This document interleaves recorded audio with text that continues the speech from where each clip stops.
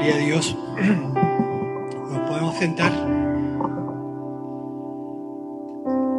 Y vamos a compartir en esta mañana una pequeña porción de la palabra de Dios que nos introduzca a compartir durante varias semanas acerca de cómo es Dios, quién es Dios, cómo conocemos de verdad a Dios. Este tema es tan amplio que nos podría durar mucho tiempo. Pero la verdad es que cuando Dios pone carga en nuestros corazones por poder hablar bien de Dios con criterio, con firmeza, con seguridad, porque a nosotros nos toca luego hablar a la gente, como en algunas ocasiones hemos dicho, hablar con propiedad de quién es Dios, cómo es Dios de verdad. Leíamos al principio del culto el primer mensaje que Jesús da en el templo. Usa al profeta Isaías para decir: el Espíritu de Dios está sobre mí porque me ha ungido para hacer esta función.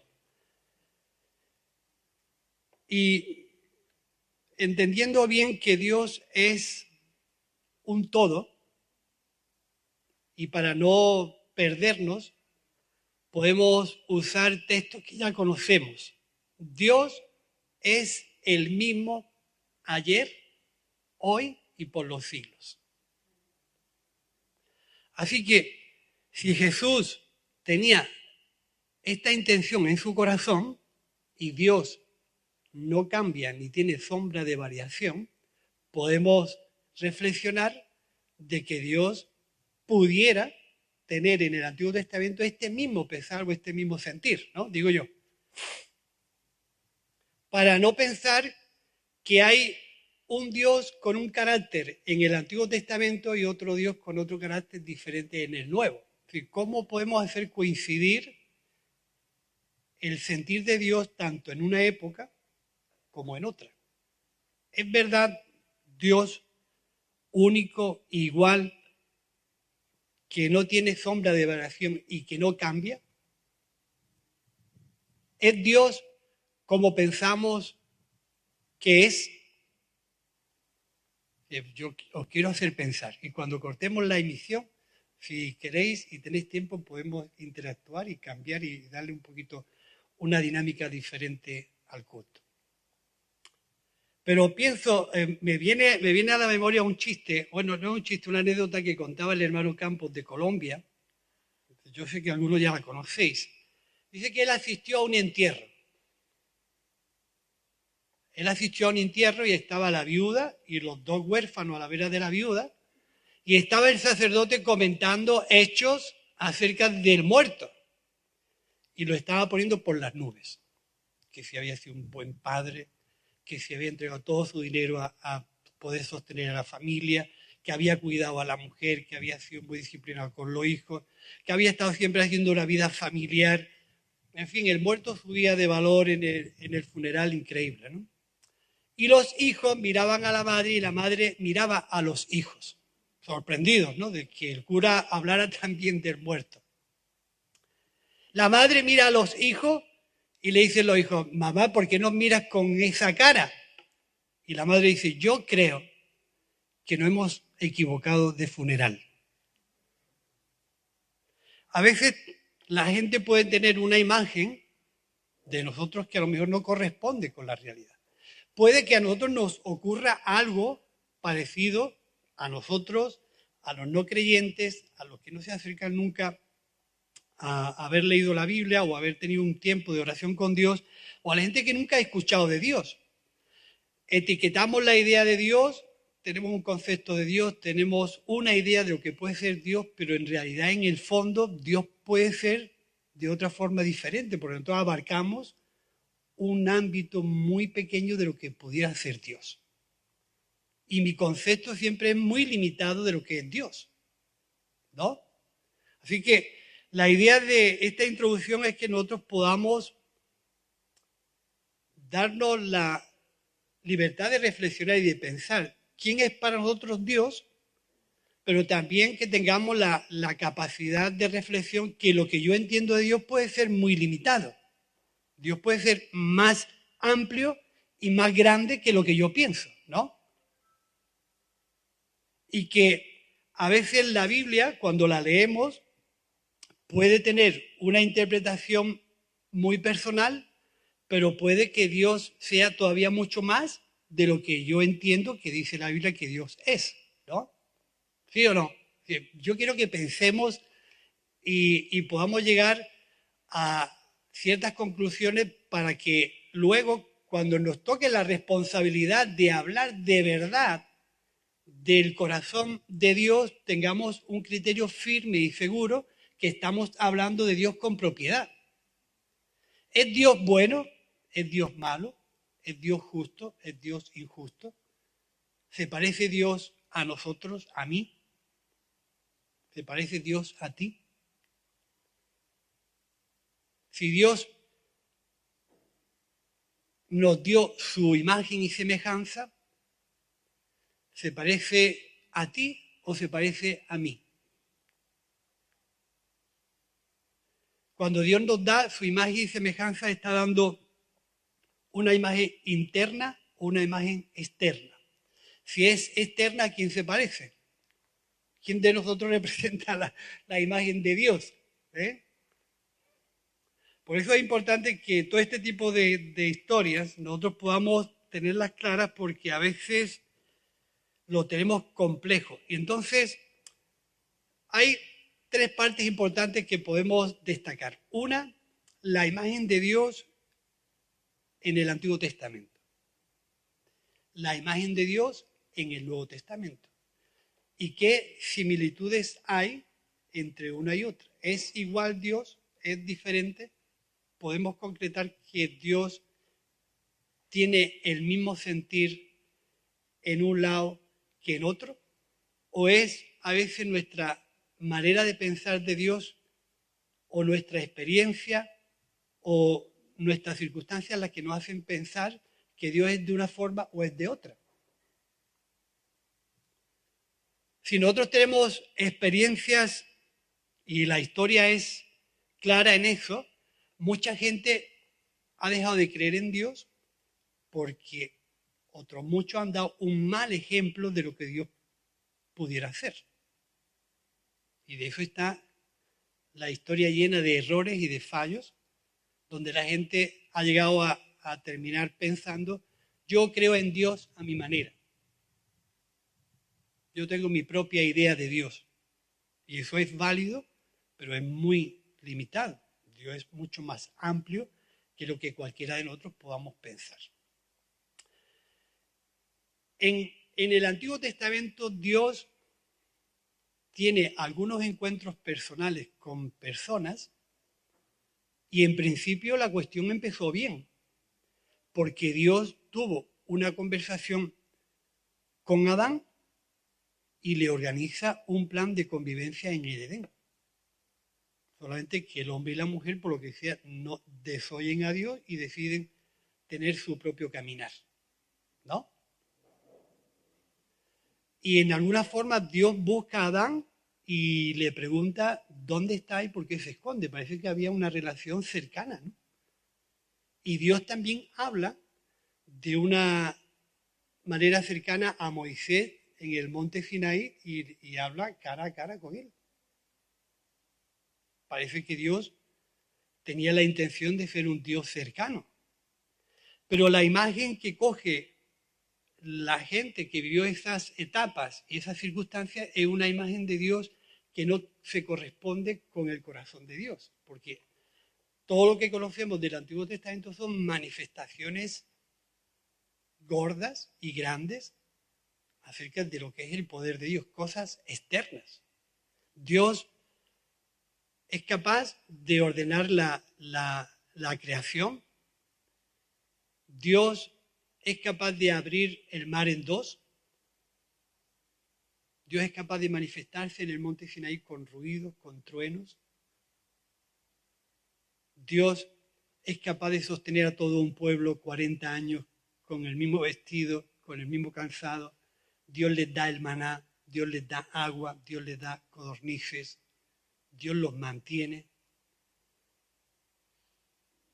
Y todo lo que ellos sacan de todo eso que viven es que con Dios no se podía tratar cara a cara.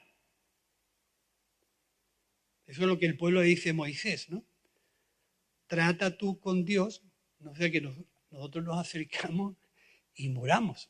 O sea, todas esas manifestaciones exteriores de Dios, lo que le causan al pueblo es, o etiquetan a Dios desde un punto de vista donde con Dios no se podía tratar, porque era un Dios demasiado fuerte, demasiado temeroso. Y en lugar de tener una idea de Dios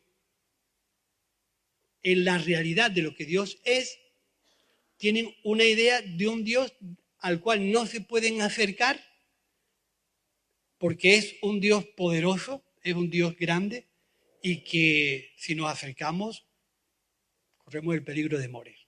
¿Sí?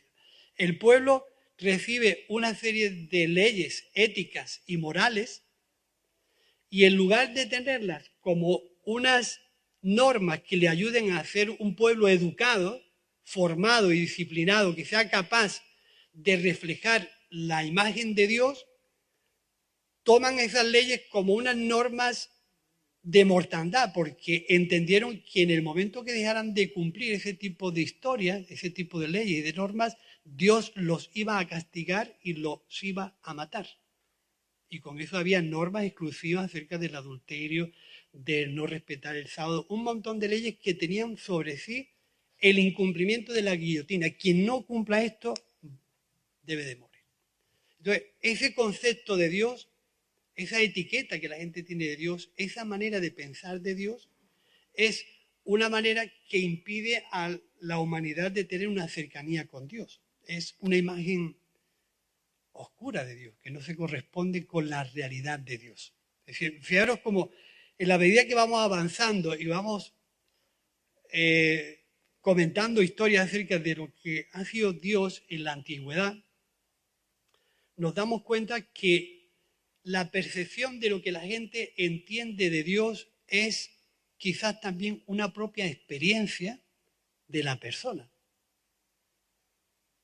Nosotros hablamos de uno y de otros de lo que conocemos, pero con propiedad de muy pocos de nosotros podemos hablar con propiedad. Esto es así y este es así. Conocemos y hablamos de lo que conocemos. Si tuvierais que definir mi perfil, ¿cómo me definiréis a mí? Podéis hablar de ciertas facetas o de ciertos sentimientos, de ciertas circunstancias, pero bien, no me conocéis. ¿Sí o no? ¿Nos puede pasar eso con Dios? Podemos hablar con propiedad de ciertas cosas de Dios, pero bien, a Dios quizás no le conocemos. Porque hay cierta grandeza de Dios que supera nuestra forma de pensar. Entonces, en ese ambiente que estamos hablando se creó la cultura del mérito. Premio para los buenos, castigo para los malos. Quien cumple un mandamiento es premiado, quien lo incumple no tiene derecho a vivir. Fijaros que cuando todo este tipo de cosas las vamos entendiendo en nuestra mente y las vamos asimilando a lo que ha sido nuestra experiencia de fe cristiana, muchos moldes se nos rompen. Es decir, fijaros que si Dios no tiene sombra de variación y Él es el mismo ayer, hoy y por los siglos, vamos a ir haciendo un balance, una comparativa entre la verdadera actuación de Dios en el Antiguo Testamento y la verdadera actuación de Dios en el Nuevo. Y si nos centramos en este mensaje que Jesús habló en el templo, nos tiene que salir una ecuación que diga Dios es igual. Si hay una variación y si hay dos conceptos diferentes que no estamos entendiendo bien quién es Dios. Porque tiene muy poca variación. Entonces, la escritura en el Antiguo Testamento son formas en que el escritor ve a Dios por los acontecimientos que suceden y escribe. Y la percepción del escritor la plasma en los libros que nosotros conocemos del Antiguo Testamento. Pero en realidad Dios puede ser mucho más amplio que lo que yo escribo. ¿Sí o no? Digo que no pienso por darle mucho más grandeza a Dios que lo que yo pueda pensar. Dios es más grande que lo que yo pienso. El amor de Dios es mucho más amplio que lo que yo llego a alcanzar. El perdón de Dios es mucho más amplio que lo que yo he llegado a comprender. Y situando a Dios en el Antiguo Testamento sin pisar el Nuevo, tenemos que entender que Dios, en el corazón de Dios, cuando trata con Abraham, comienza un poco a definirse por dónde quiere Dios conducir su voluntad y su propósito. Las naciones están en el corazón de Dios sin distinción de razas, culturas y lenguas. De ahí empieza a decir, nosotros vamos a hilar. Para llegar a conocer a Dios de verdad, tenemos que conocer esas manifestaciones que Dios hace en momentos puntuales. Si no, nos perdemos. Si a mí me preguntáis, ¿cuál es tu equipo favorito? Lo sabéis. Algunos lo sabéis. Y si hablo todavía de mi equipo favorito, pues todavía más. Y entonces cuando yo hablo de cosas que me llaman la atención, que me gustan, me estoy definiendo. ¿Sí o no? Me defino en mi ropa, en mi manera de vestir. ¿Cuántas veces me habéis visto con corbata? Yo si me hubieran dejado en más de una ocasión, hubiera venido en chándal y zapatillas. Pero no. O sea, nuestro estilo de hablar, de vestir, de definir aquellas cosas que nos gustan y no nos gustan, definen lo que somos. Cuando Dios se define y habla de cosas concretas, está definiendo su corazón. Y de ahí es que debemos de partir para conocer bien quién es Dios. Y no darle a los textos una interpretación privada o personal que nos limitan esa grandeza de Dios. ¿Sí? ¿Vamos bien?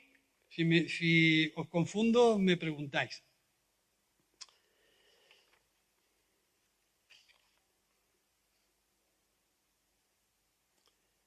Dios también tiene dudas de lo que tú piensas de Él. En el Nuevo Testamento ya veremos que también Jesús tiene dudas de lo que la gente piensa de Él, pero es que en el Antiguo también. Dice el capítulo 40 de Isaías, yo lo leo que lo tengo aquí, dice el Señor, ¿a qué pues me haréis semejante o qué imagen me compondréis? Dice el Señor. ¿Qué pensáis de mí o cómo me imagináis? También Dios tenía dudas, porque claro, Dios se había manifestado en tantas ocasiones que me imagino que en su omnisciencia, en su poder de conocer y de saber lo que la gente piensa y siente, llegó al corazón de Dios que Israel, que era la gente más cercana a Dios, tenía conceptos equivocados de Dios. ¿Qué imagen me vais a componer? ¿O a quién me vais a comparar? ¿Quién pensáis que soy yo? ¿Cómo me imagináis? Porque me estáis dando una... Es verdad que cuando a uno le cuelgan una etiqueta, cuesta trabajo quitársela. Nosotros tenemos la costumbre de hacerle un traje al más pintado. Y cuando le colgamos la etiqueta a alguien, quitarse esa etiqueta es muy complicado. Pues cuando Israel comienza a concebir o a relacionar o a argumentar acerca de todas las experiencias y vivencias que ellos habían tenido con Dios, piensan que es un Dios que castiga a los malos y premia a los buenos y que Dios siempre está con la guillotina pendiente del error, del fallo, de que no te equivoques y que las cosas, poco más que Dios te estaba exigiendo una perfección en toda tu vida real.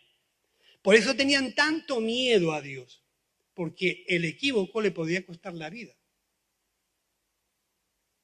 Entonces la idea de ellos era la idea de un Dios justiciero, de un Dios que no deja pasar una y de un Dios poco más que, bueno, que se la gastaba mal.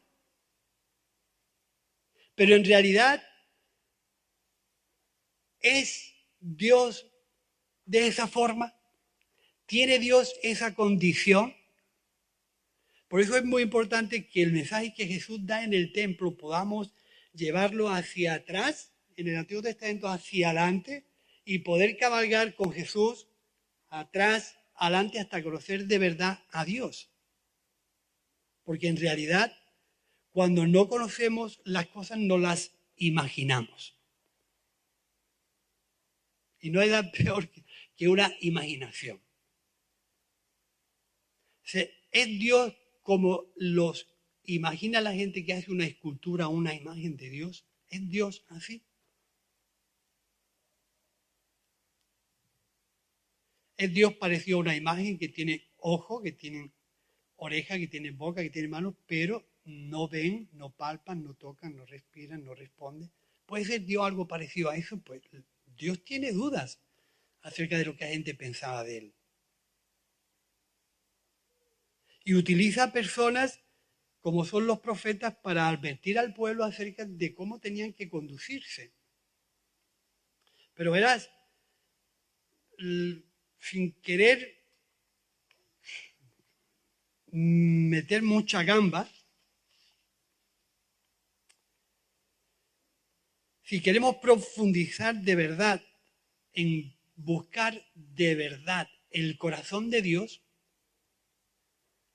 vamos a comenzar viéndolo en textos del Antiguo Testamento. ¿Por qué? Porque el Antiguo Testamento, cuando Dios se revela de una manera cercana, afirma lo que Jesús dice en el templo. Y verás cómo los textos que vamos a ver en el Antiguo Testamento reflejan de una manera real que el corazón de Dios, el interior de Dios, la vida interna de Dios no es ni por un asomo como Israel pensaba. Fijaros la discusión que tiene Caín y Abel desaparece del mapa. Y Dios se preocupa por Abel. ¿Dónde está tu hermano?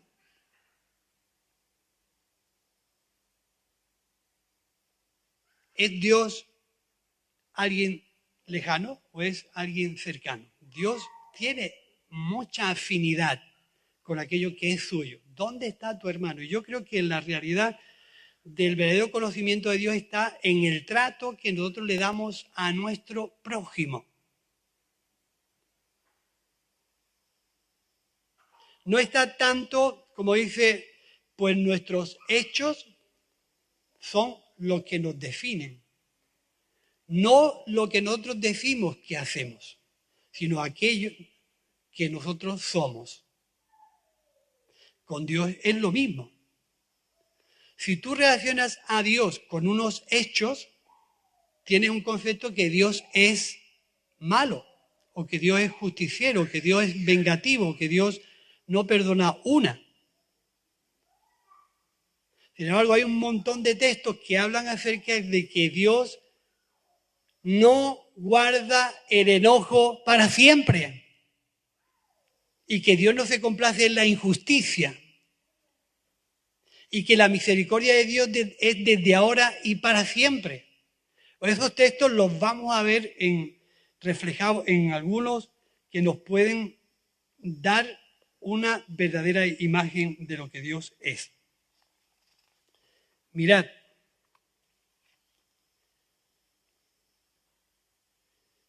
Dios aborrece la injusticia, aborrece la mentira, aborrece las críticas, aborrecen los chismes, aborrecen las murmuraciones. Todo este tipo de actitudes son actitudes internas, no externas. Dios es tan honesto y tan íntegro que pesa los espíritus y las intenciones del corazón.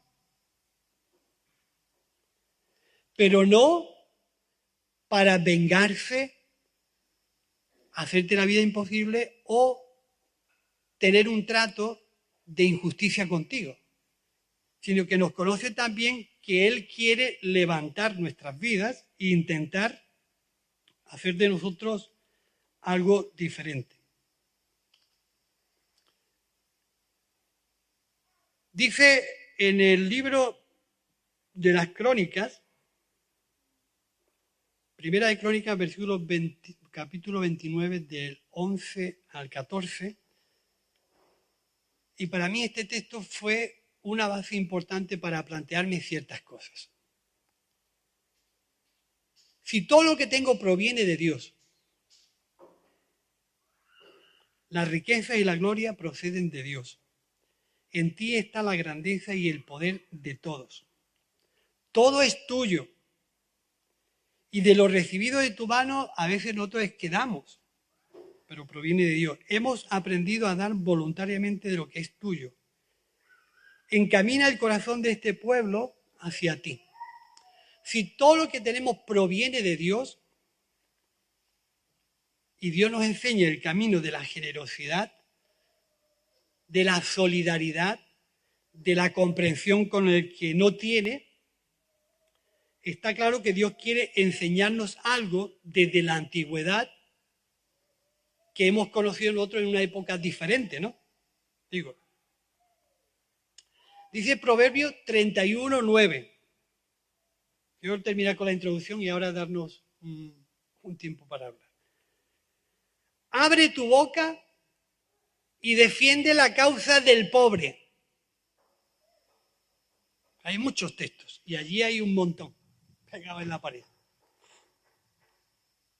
Dice Deuteronomio, estamos hablando del Antiguo Testamento, libros que pertenecen a los libros sagrados del pueblo de Israel, la Torá, Deuteronomio. Dios no hace acepción de personas, ni recibe sobornos. Hace justicia al huérfano y a la viuda. Ama al extranjero y le da pan y vestido al que no tiene. Estamos hablando del mismo Dios que hace cosas extraordinarias y levanta una columna de fuego por la noche y una columna de nube de día, abre el mar en dos. Estamos hablando del mismo Dios. Pero si queremos conocer bien quién es Dios, estos textos son auténticas revelaciones de quién es Dios de verdad. Para que cuando vayamos al nuevo, las actitudes de Jesús no nos sorprendan porque ya están en el antiguo. Si observamos muchas de las reacciones y comportamientos de Jesús en una época bastante compleja, esto es lo que lleva ese texto que Jesús lee en el templo. El Espíritu de Dios está sobre mí porque me ha ungido para hacer este trabajo. Dice el Salmo 68, Dios hace habitar en familia a los desamparados. Miqueas dice, Él te ha declarado lo que es bueno, solamente hacer justicia, amar misericordia y humillarte ante tu Dios. Pero sin duda uno de los textos importantes que yo me gustaría dejaros en este día es uno que está en el libro de Isaías, profeta preferido de Israel. Aunque los profetas eran preferidos cuando tú le contabas al pueblo lo que el pueblo quería escuchar. Pero cuando escuchaba una cosa que no le gustaba, ese profeta no era muy bienvenido. Dice el libro de Isaías capítulo 58. Esto es una reflexión mía, pero si lo tenéis por ahí, Lo podéis leer. El pueblo de Israel escogió ayunar con distintos motivos que siempre favorecían a sus intereses personales. Y yo reflexionaba aquí y digo, no es tiempo de buscar nuestros propios intereses, sino de atender a lo que Dios nos demanda, donde Él quiere que pongamos toda nuestra atención. El Señor no está pidiendo sacrificios corporales, sino que a veces no tienen sentido, sino que van encaminados a llevar a cabo el propósito de Dios. Dice Isaías, el ayuno que yo escogí, Isaías 58, no es más bien desatar las ligaduras de impiedad, soltar las cargas de opresión, dejar libres a los quebrantados de corazón, romper todo yugo. No es que compartas tu pan con el hambriento y que a los pobres errantes albergues en tu casa. Que cuando veas al desnudo lo cubras y que no te escondas de tu hermano. ¿No es esto lo que yo escogí? Y dice, cuando nosotros entramos en esta dinámica de lo que Dios desea, de lo que Dios es, dice, entonces nacerá tu luz como el alba y tu santidad se dejará ver enseguida. Tu justicia irá delante de ti y la gloria del Señor será tu retaguardia. Si tú das el pan al hambriento y sacias el alma afligida, y de las tinieblas nacerá tu luz, y tu oscuridad será como el mediodía. Y cuando hagas esto, dice, atención, serás llamado reparador de portillos y restaurador de viviendas en ruina. Fuerte, ¿eh? Este es el corazón de Dios. Cuando nosotros nos metemos en esta labor, en esta dinámica que refleja no los hechos externos que hemos mencionado en esta mañana, sino los hechos internos donde Dios quería ver al pueblo de Israel, donde Dios quiere ver a la iglesia, de cuando tú hagas esta función, cuando tú desarrolles esta labor, cuando te dediques a hacer esto, tú serás llamado reparador de portillos y restaurador de viviendas en ruinas. ¿Quiénes son las viviendas en ruinas? Las casas que se están cayendo porque los hombres han muerto y ya los herederos no quieren repararlas, están ahí, que están todos los pueblos llenos de casas en ruinas y viejas. ¿O se está refiriendo a personas? Fijaros, relacionar esto con el mensaje de Jesús. El Espíritu de Dios me ha enviado para hacer este trabajo. Y si nosotros hacemos ese trabajo, Dios nos va a dar el título de reparador de ruinas, de vidas que están arruinadas, de vidas que están desorientadas, de gente que no tiene ni sabe a dónde ir. Y entonces la luz de Dios aparecerá aquí. Y la imagen de Dios la tendremos tan clara que nos será fácil hablar de Dios, darle la honra a Dios, decirle a la gente quién es Dios, quién realmente, cómo piensa y siente y desea a Dios. Y entonces la gente, por lo que tú hablas de Dios, por lo que tú experimentas de Dios, no por lo que tú dices que eres, sino por lo que tú haces, la gente te va a declarar reparador de portillos. Y reparador de viviendas en ruinas.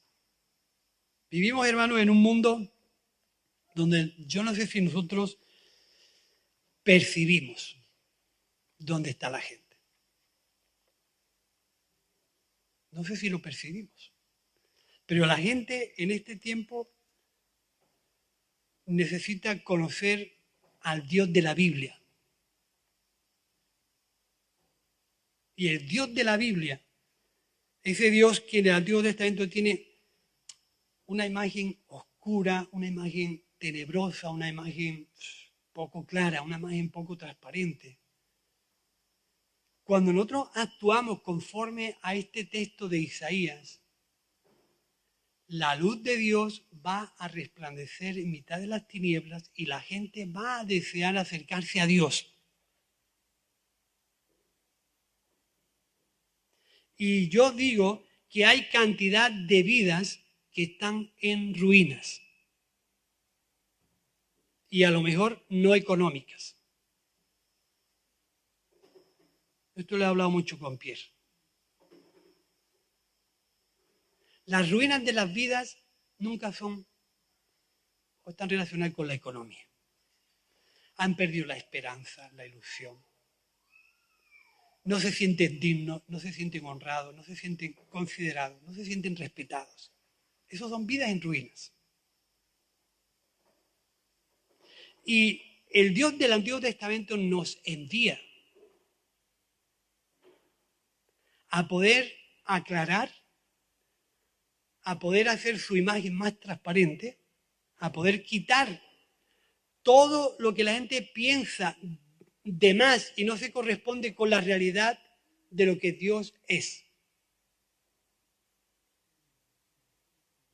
Y nosotros somos los encargados de acercarnos a Dios, de intimidar con Dios, de orar a Dios, de conocer a Dios, para que cuando esto esté en nuestro alrededor, nosotros podamos ser gente que contribuya a reparar vidas que están mal. Y hay más, pero yo me quedo aquí. Quiero terminar la introducción aquí y dejar la segunda parte para la semana que viene.